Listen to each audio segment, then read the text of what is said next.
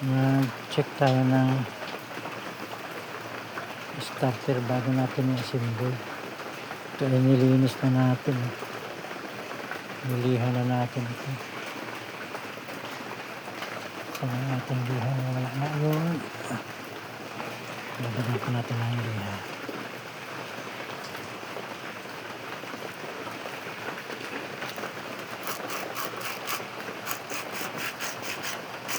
Nilihan na natin ito para malakas ang kanyang contact. Check na natin ang kanyang bearing. Okay naman. Wala pa namang alo.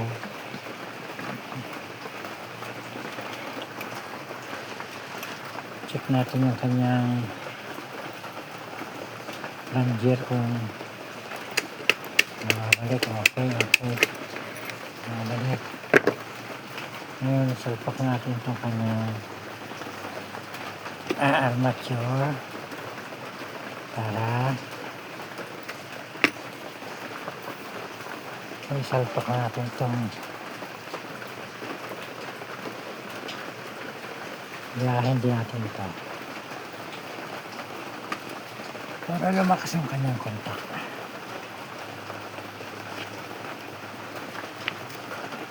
Gayahin din natin.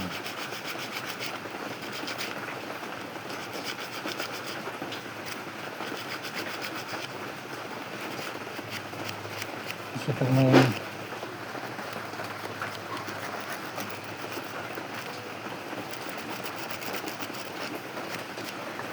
may dumi ay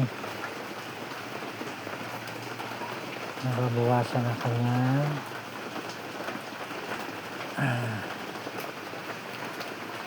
power.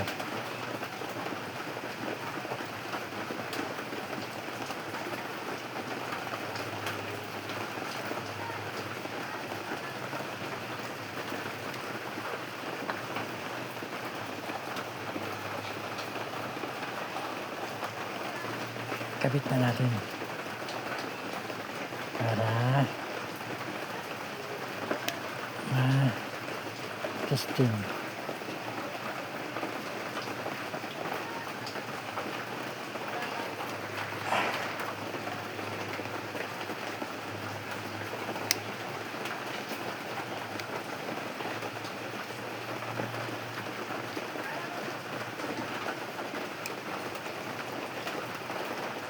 Medyo matigas ito dahil bago ang kanyang carbon brush. Pero pwede hindi siya pasok. Kasi kung hindi siya pumasok, hindi natin may ikabit yan. Kailangan pumasok siya. Yan, pumasok na. Ay sus, bulag pa. Pumasok na siya. I-check natin kung ayos yung kanyang lapat.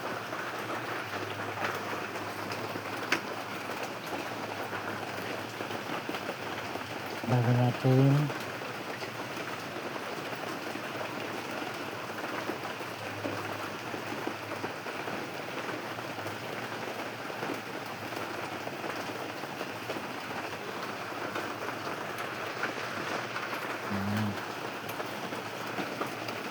tapos kabit natin itong kanyang cover. Pinasara natin para malinis.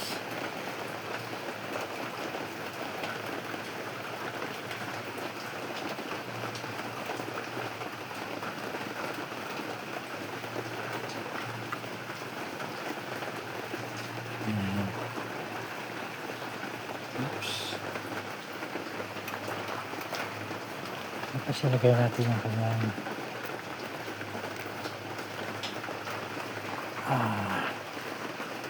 metal screw na para kumapit nyo sa brass holder para lumakas ang kanyang grounding.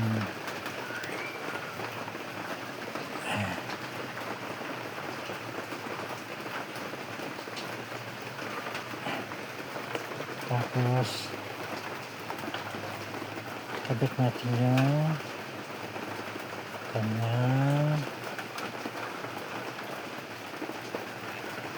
mahabang juice na ayan. Tapos yung kabila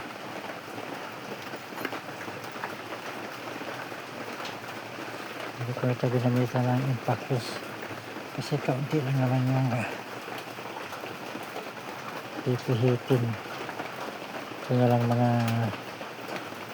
tools na mabilis gamitin.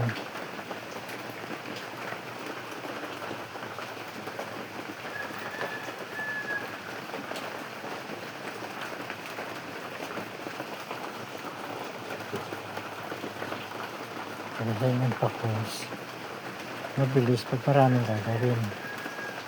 Pero pag ganitong konti lang, ayos na itong mga tearings at saka wirings. Tuway. Ito.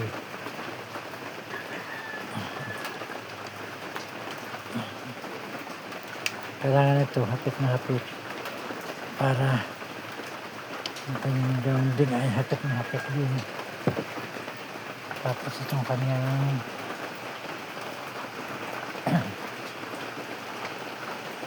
metal screw nagdagan natin ng hapit.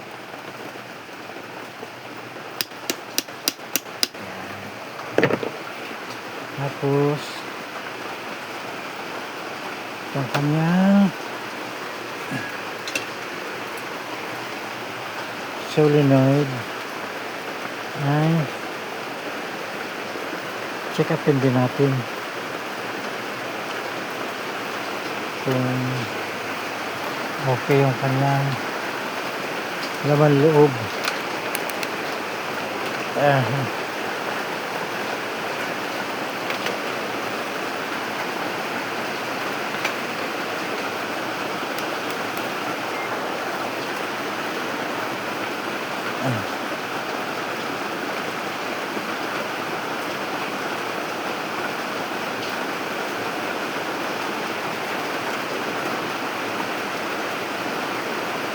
Okay. Marami na siya.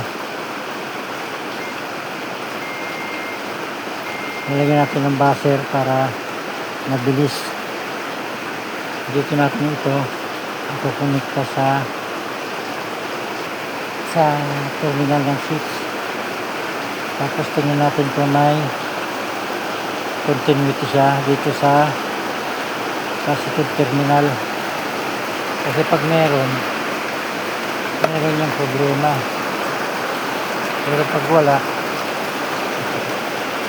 siyang problema.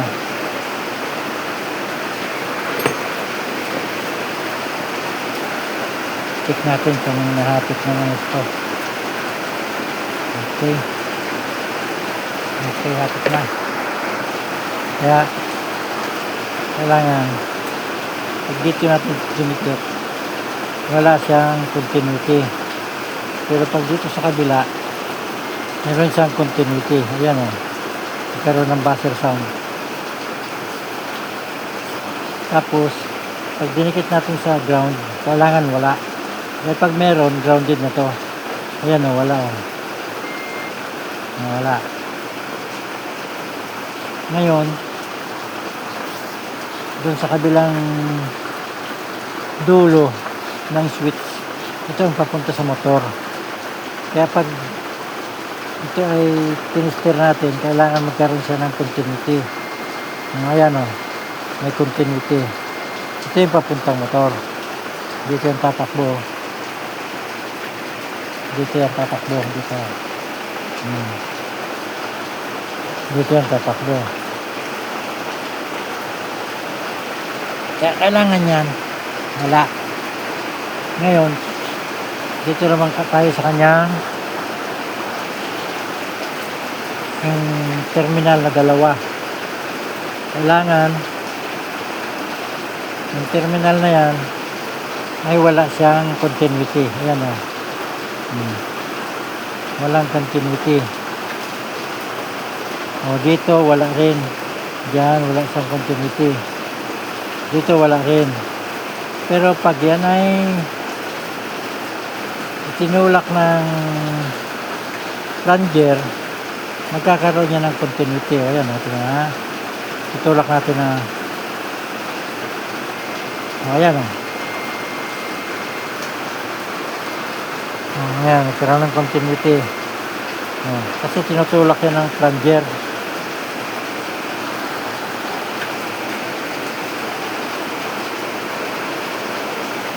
Kaya nagkakaroon siya ng contact. Meron niyang tanso sa loob na contact point na straight.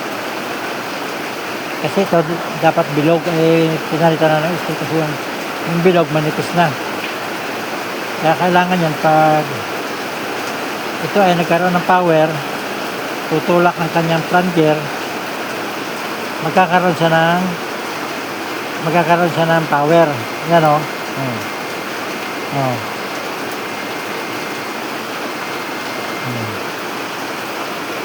Kaya good itong itong solenoid.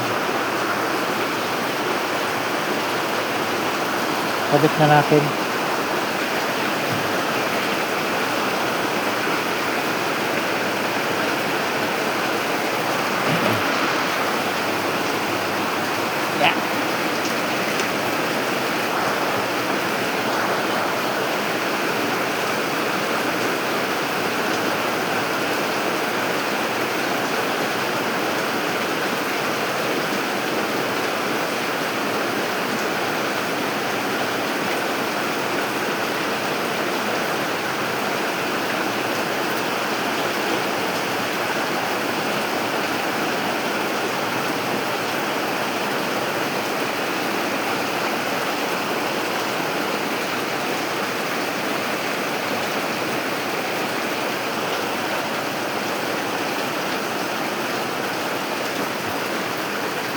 Kakabit na natin yan.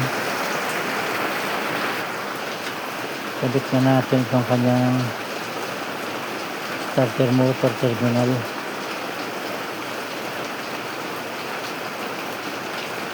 Para matesting natin.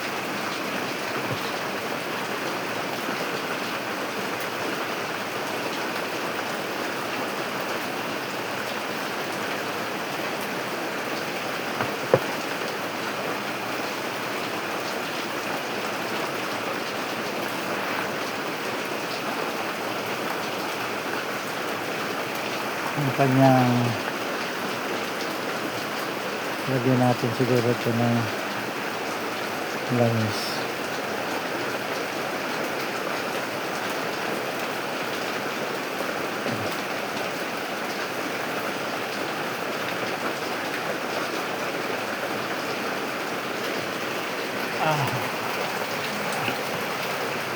Lagyan natin ng konting langis para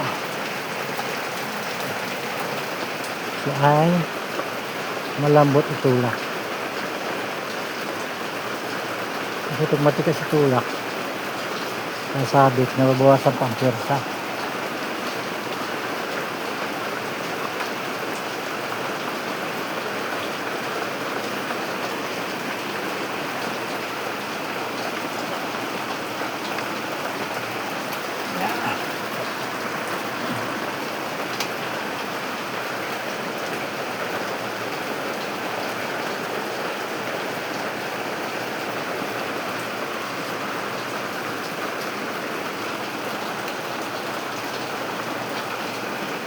Kakabit na natin itong kanyang solenoid.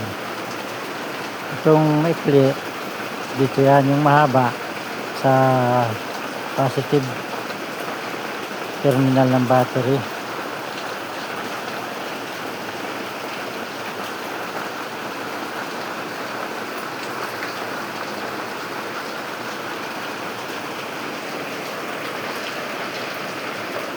Ito yung kanyang dalawang tornilyo. Yan. Yung mahaba na yan. Yan ay para dito.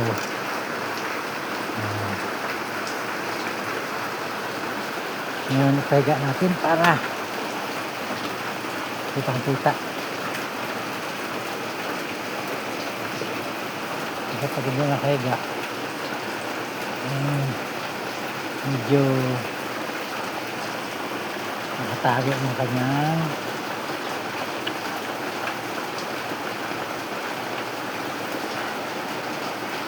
kabitan ng tornilyo. Kaya pag nakahiga, kitang-kita.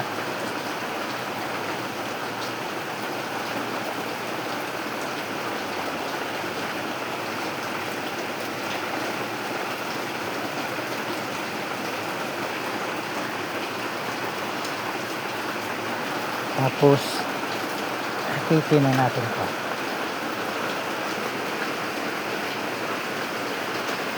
Titinan natin ang todo.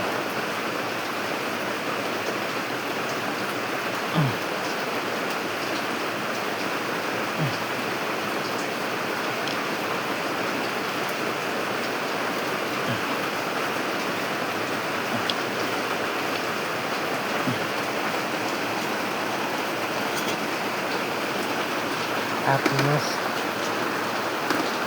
pagdating natin yung kanyang terminal motor.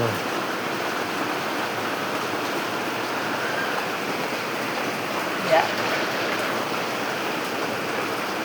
Ang size ito ay 12 mm.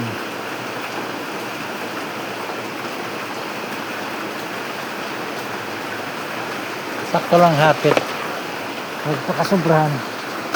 At baka naman lost thread.